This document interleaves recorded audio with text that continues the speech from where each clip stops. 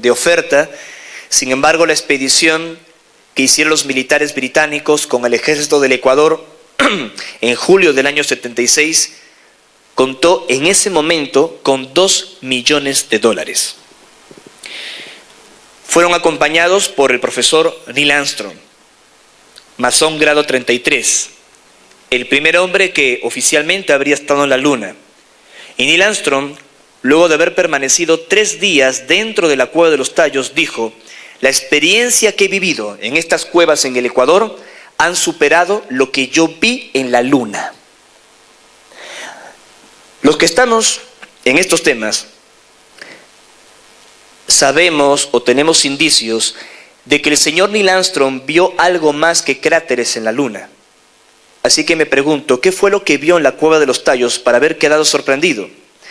Ellos colocaron un generador de electricidad en la superficie, cablearon la zona subterránea, la iluminaron y pudieron sacar fotografías como esta, donde se puede observar túneles artificiales y galerías abandonadas.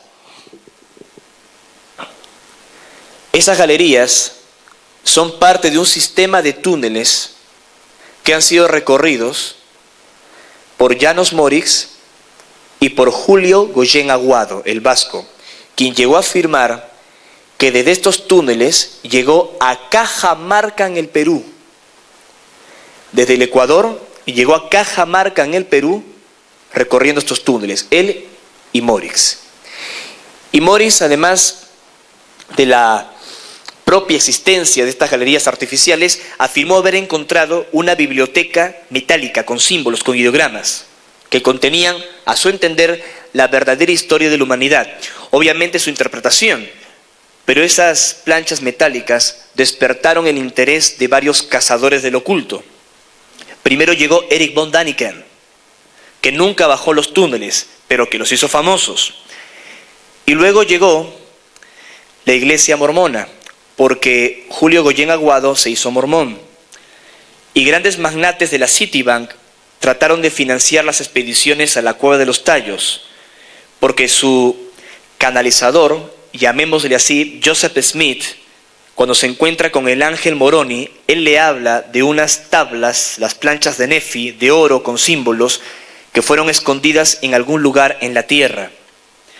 Y como la Cueva de los Tallos se encuentra en la provincia de Morona, o de Moroni y Santiago, recordando el nombre del ángel, la iglesia mormona pensaba que las planchas de Nefi de su religión se encontraban justamente en estos túneles, y por eso trataron de pagar las expediciones. Pero ninguna de ellas, hasta donde estoy informado, pudo llegar a las tablas metálicas. Y esto es porque Mórix dinamitó, porque él estaba en la industria de la minería, dinamitó las verdaderas entradas que llevan a lo que él denominaba el Sancta Sanctorum, o la Galería de los Registros de la Cueva de los Tallos. Por si creen que estoy exagerando con la presencia de Neil Armstrong en la Cueva de los Tallos, aquí lo tienen. Una fotografía del señor Armstrong al interior de ese mundo subterráneo. Pero pasó algo más y no menos extraordinario. En la cueva escuchamos pisadas y nos sentíamos permanentemente observados, hasta que de pronto ocurrió lo impensable. Unas siluetas a las que no podíamos alumbrar con las linternas, porque si lo hacíamos se iban corriendo rápidamente, parece que la luz les molestaba, se desplazaban en medio de los túneles. Eran unas criaturas pequeñas, unas criaturas muy chicas, más o menos 1 metro de estatura, los ojos bastante oblicuos, negros, no tenían párpados y 4 dedos en las manos, con un pulgar para asir. Cuando nosotros vimos estas criaturas nos quedamos completamente asombrados, pero no tuvimos miedo. Parecían como niños, como si fueran juguetonas. Se dicen que estas criaturas, que los indios Shuar denominan Sunkis y Nunkuis, son los que ayudaron a Mórix para llegar a esa biblioteca metálica. Y que estas criaturas pueden ocasionar derrumbes también, inundar los túneles para que un profano no llegue a los secretos de ese mundo intraterrestre. Sé que esto puede sonar increíble, pero en esta expedición que estoy resumiendo de manera impresionante y hasta injusta diría, llegamos hasta una zona donde hay un río subterráneo y no se puede cruzar. A veces baja, pero nos contaron el caso de dos espeleólogas norteamericanas que vieron bajo ese río subterráneo, continuaron y luego el río subió, inundó la galería y murieron ahogadas. Nosotros fuimos al río solo para conocerlo, para ver el límite hasta donde llegan las expediciones, y el río estaba abajo. Adivinen ustedes qué cosa hicimos. Lo cruzamos por varias horas, nos la jugamos. Y tengo que ser bastante sincero con ustedes. Yo lamento mucho no poder tener fotografías de lo que vimos en esas galerías. Soy una persona que trato de investigar, mostrar evidencias y darle sentido común a estos temas que son muy difíciles. Pero los espacios son tan grandes que las cámaras domésticas están condenadas por sus limitaciones. Para poder observar lo que vimos, teníamos que unir nuestras linternas, las 4 personas que continuamos, en una sola dirección para ver esas ventanas o esos como unos orificios, como unos ventanales perfectamente simétricos, con unas cascadas que caían desde 30 metros de altura, con una suerte de anfiteatro, túneles pero derruidos, inclinados, como si hubiese ocurrido algo. Y eso era artificial. Luego de volver de esta exploración, es que vimos estas criaturas pequeñas, que los shuar denominan zunkis. Y ni bien volvimos, vimos que de esas ventanas cuadradas que caían grandes torrentes de agua como cascadas, caían con más fuerza y empezaron a inundar la galería. Ni bien pusimos el pie fuera del río, esa galería ya estaba completamente inundada, llena de agua. Este es un dibujo, un retrato robot que hicimos de las criaturas que vimos, llamadas zunkis por los indios shuar. Estas criaturas no las vayan a confundir con los populares grises en la ufología. De hecho, van a notar que ellos tienen ombligo porque nacen al igual que nosotros.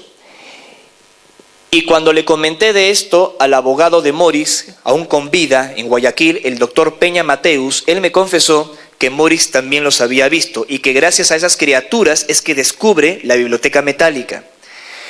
Hablé con un líder shuar saliendo de la cueva de los Tallos. No voy a mencionar con qué líder hablé.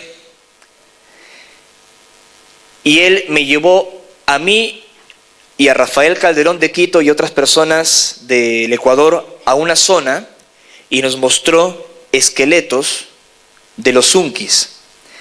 Me decía que eran muy respetados por la comunidad, pero que están muriendo producto de la contaminación de los ríos, la contaminación de la tecnología humana. Son como criaturas muy sensibles y casi como ocurre con las ballenas o los delfines, que ante los cambios climáticos se dejan encallar en las costas para llamar también la atención del ser humano. Estas criaturas del mundo subterráneo tratan de ir subiendo porque están a mayores profundidades, llegan hasta una zona más próxima a la superficie y se dejan morir. Bajan los shuar, sacan los cuerpos, los llevan a una zona para que nadie los pueda ver. Esa es la verdadera razón por la que la expedición ecuatoriano-británica fue a la cueva de los Tallos. ¿Qué creen que les puede interesar más? ¿Una tabla con símbolos o una criatura inteligente no humana que está viviendo en esos túneles? Sé que esto puede sonar a ciencia ficción, pero estas mismas criaturas nosotros las vimos el año pasado en Roraima, estas montañas que se alzan en Venezuela.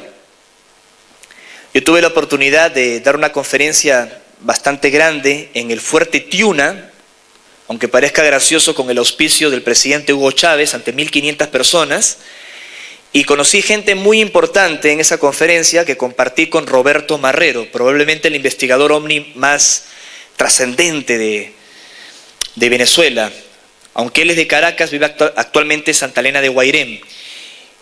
Y él a nuestra expedición nos envió a una miembro de su equipo, una señora de nombre Nuris, que es guía de la Gran Sabana, Y con ella y otras personas que llegaron de Brasil y de otros países, vimos físicamente nuevamente a los Unquis.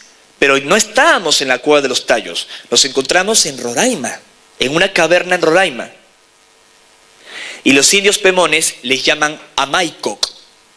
Son criaturas bondadosas y que tienen la misma función, proteger el Ucupacha o el mundo subterráneo.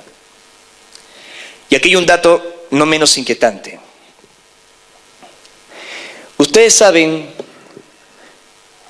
cuando cae el imperio inca, Atahualpa estaba en batalla con su hermano Huáscar. Huáscar había nacido en el Cusco, Atahualpa había nacido en el Ecuador. Y una de las razones secretas por la que ambos incas peleaban era por la heredad de una piedra de poder, denominada Umiña, que menciona la propia tradición andina, una piedra verde brillante como una esmeralda. De hecho, Umiña significa en quechua esmeralda. Y esto conecta con los Unquis, porque se dice que el inca Huayna Cápac, para poder expandir el imperio, contrae nupcias con una princesa de la tribu Quitucara llamada Quilago. Quilago, que era sacerdotisa de la luna, tenía ese cristal y se lo entrega como dote a su reinado al inca Huayna Cápac para que deje de ser violento y de conquistar y trate de entrar en la paz, en el equilibrio, algo que no le duró mucho tiempo. Al romper el pacto, Huayna Cápac enferma, muere, y en esa circunstancia ocurre la tensión entre Huáscar y Atahualpa. Cuenta la leyenda andina que mientras Huayna Cápac se hallaba en agonía de muerte, se le aparecen unas criaturas pequeñas en su habitación real y le dicen que iban a llegar unos extranjeros a la capital del imperio, que es Cusco, y que iba a caer el imperio, que se iba a desmoronar el imperio y que ese cristal tendría que ser escondido. Él advierte, y esto se conoce en la leyenda andina, que Huayna Cápac predijo que iban a llegar los conquistadores españoles y le pide a su general, a Rumiñahui, que esconda esa piedra de poder y la lleva a la laguna de Yanacocha en el Yanganati, donde también montamos una expedición para conocer ese lugar donde solo tiene 2 estaciones en el año, lluvia y aguacero. Es muy difícil. Y en ese enclave habrían ocultado la Umiña o esa piedra verde brillante. Y esto me sorprendió muchísimo. Me recordó la piedra verde que vi engarzada en el casco de Alcir.